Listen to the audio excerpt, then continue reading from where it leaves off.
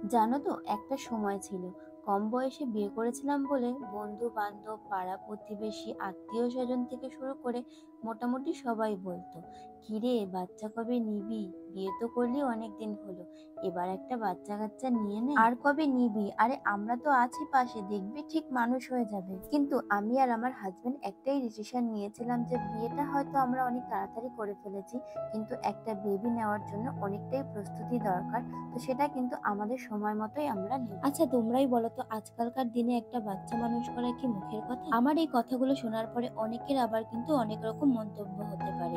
যেমন ধরো, হ, আমরা কি আর বাচ্চা মানুষ করি নাই? এগো যত সব ঢং, কলিযুগে আর কত কি দেখবো। দেখো, আগেরকার দিনের সাথে কিন্তু এখন মেলালে একদমই চলবে না, কারণ আগেরকার দিনে কিন্তু এত রোগ ব্যাধিও ছিল না, আর জিনিসপত্রের কিন্তু এত দামও ছিল না। এখনকার দিনে একটা বাচ্চা মানুষ করতে গেলে কিন্তু তার জন্য প্রত্যেক মাসে একটা ডক্টর দেখানো ধরা বাঁধা রাখতেই হয়। ডক্টর দেখাতে গেলে কিন্তু তার ভিজিট থেকে শুরু করে ওষুধপত্র দিয়ে কিন্তু 1,500 থেকে 2,000 টাকা খরচ হয়েই যায়। নিত্য প্রয়োজনীয় জিনিসের কথা তো বাদই দাও, যেমন ধরো ডাইপার, ওয়াইপস, ডেটল, জামা কাপড়, আরো নানান রকম জিনিস। আর এইসব জিনিসপত্র একজন বাবা মা হয়ে যদি তাকে না দিতে পারি, তার থেকে কষ্টের আর কি আছে বলো। তাই আমরা ভেবেছিলাম যে যতদিন না পর্যন্ত আমরা একটু সবটা সামলে না উঠি, ততদিন পর্যন্ত কিন্তু আমরা একটা বেবি নেওয়ার সিদ্ধান্ত নেব। হয়তো আমরা আমাদের বেবিকে বিশাল কিছু জিনিস না দিতে পারলেও তার প্রয়োজনীয় জিনিসগুলো তাকে দিতে পারি, ভালোভাবে যেন তাকে মানুষ করতে পারি। আমি কেন, সব বাবা মারাই কিন্তু চান যে তার সন্তান যেন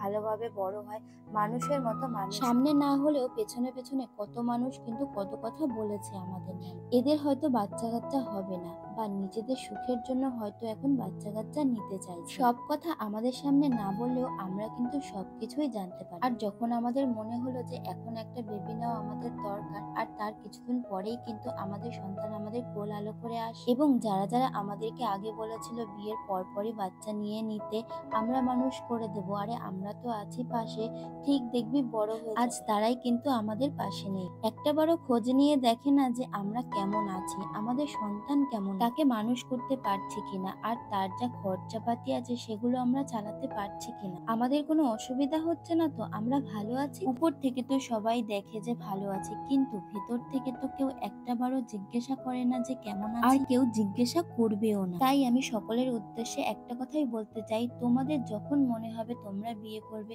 যখন মনে হবে বেবি নেওয়ার সিদ্ধান্ত তোমরা নেবে, লাইফে যে কোনো কিছু করতে গেলে নিজেদের সিদ্ধান্ত, নিজেদের ডিসিশন এবং ফ্যামিলির ডিসিশন নিয়েই সবটা করো। কারো কথায় কান না দিয়ে নিজেদের ডিসিশন নিজেরা নেওয়াই ভালো। জানো তো, কিছু কিছু মানুষ আছে তোমাদেরকে সামনে ঠেলে দিয়ে নিজেরাই পেছন থেকে সরে যায়। যা যা দায়িত্ব, যা যা কর্তব্য, সবকিছু কিন্তু তোমাদেরকে নিজেদেরই করতে হয়। আজকের দিনে দাঁড়িয়ে এই কথাগুলো বলতে কিন্তু আমার অনেকটাই কষ্ট হচ্ছে, কারণ সেই দিনগুলোর কথা কিন্তু আমার এখনো মনে আছে।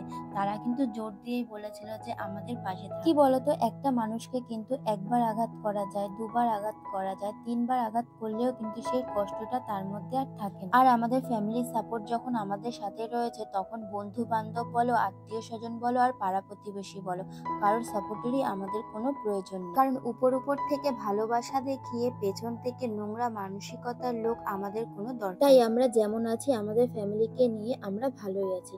কারোর ভালো হয়তো তোমরা না করতে পারলে, কিন্তু অন্তত কারোর খারাপটা তোমরা চেও না, কারণ একটা কথা মাথায় রাখবে, উপরে কিন্তু একজন বসে আছে। আজকে তোমাদের সাথে কিন্তু আমার মনের অনেক কথাই শেয়ার করে ফেললাম। আর একটা কথা আমি তোমাদেরকে বলতে চাই, আজকের ভিডিওর মাধ্যমে কিন্তু কাউকে আমি কোনোভাবেই ছোট করতে চাইনি। আর এই ভিডিওর মাধ্যমে আমি যে কথাবার্তাগুলো বলেছি, দয়া করে সবাই নিজেদের গায়ে মাখবেন না। এই কথাগুলো শুধুমাত্র তাদের জন্যই বলা যারা নিচু মানসিকতার মানুষ, যারা পরনিন্দা করে, পরচর্চা করে, কারোর ভালো দেখতে পারে না। দয়া করে প্লিজ নিজেদের সিদ্ধান্তটা অন্যের ঘাড়ে চাপিয়ে দেওয়ার চেষ্টা করবেন না। সবসময় পজিটিভ চিন্তা ভাবনা করুন, দেখবেন নিজেদের সাথেও কিন্তু সবকিছু পজিটিভ হবে।